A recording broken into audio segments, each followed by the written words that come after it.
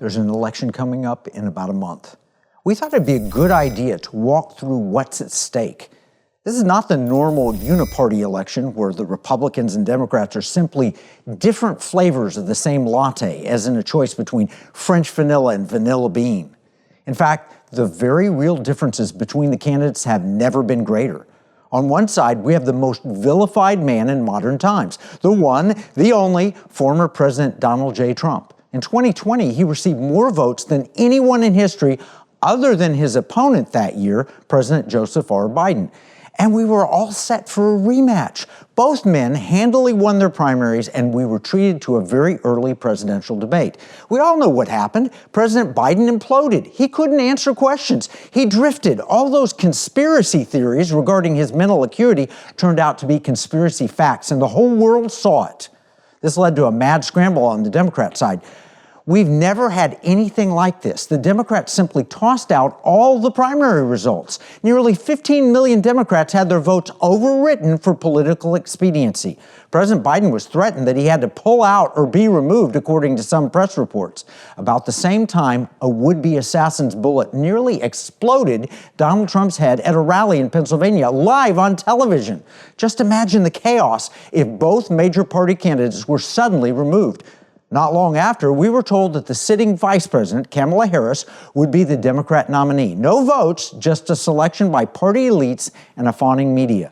Harris was given 84% positive media coverage, while Trump's coverage was 89% negative, according to the Media Research Center. Sensing a pattern, the elites in the Democrat Party, the government, and the media have hand-selected who must be president. And they pulled out all the stops to make it so.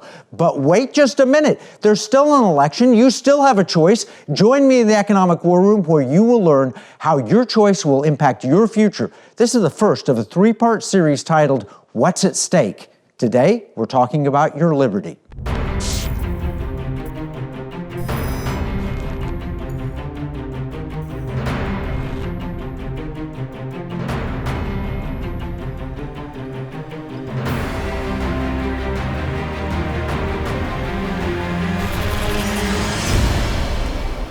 Liberty is a powerful word. From the Oxford Dictionary, it's defined as the state of being free within society from oppressive restrictions imposed by authority on one's way of life, behavior, or political views, or the power or scope to act as one pleases. That's Oxford. The Cambridge version is a little simpler. Liberty means freedom, the freedom to live as you wish or go where you want. For most citizens, liberty means the freedom to practice their religious or political beliefs. There are multiple elements to liberty. There's a financial component. You can't do everything you want unless you have the money. There's a choice component regarding what you want. And there's a speech, thought component. Can you speak freely? Can you think freely? We believe that these three things truly matter: liberty, security, and values. This coming election will impact all three areas, and over the next 3 weeks leading up to this election, we'll examine what's at stake in regard to each of the three. This week's episode is focused on liberty. Who would be better for your liberty, Vice President Harris or former President Trump? The differences are huge, much greater than you might think. Let's start with the economic view. After all, many of our choices come down to money. You have to earn it, and then you can use it either by spending, giving, or investing. The next person in the White House will have a major impact on how you earn, what you earn, how much you pay in taxes, and what you can do with what you have left. Elections matter, and this one matters more than ever. Let's start with one simple fact. Democrats have been in charge 12 of the past 16 years. Trump had one term, and his 4 years were interrupted by multiple impeachments, obstructions, and COVID. And yet, his brief stint reducing regulations and lowering taxes paid off for most Americans. Incomes rose, as did spending power.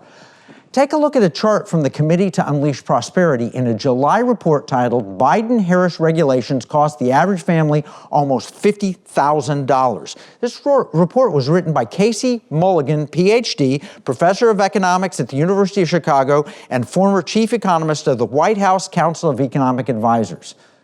He said, during the first Biden term, new regulations cost almost $50,000 per family, about twice the cost of Obama's first term. By contrast, Trump's regulations cuts saved American families over $10,000.